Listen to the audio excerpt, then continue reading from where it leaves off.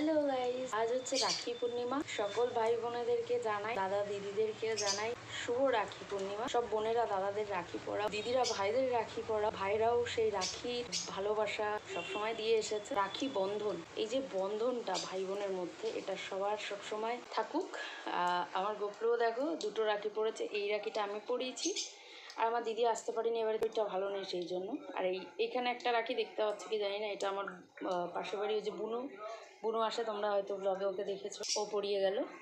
তো আমার দাদাকেও রাখি দেওয়া হয়ে গেছে। আজকে রাখির দিনটা সব ভাই বোনেদের দিন, প্রতিদিনই থাকে কিন্তু কিছু কিছু দিন হয় প্রত্যেকটা জিনিসেরই, যে দিনগুলোতে একটু স্পেশাল হয়। আজকেও ভাই বোনেদের দিন।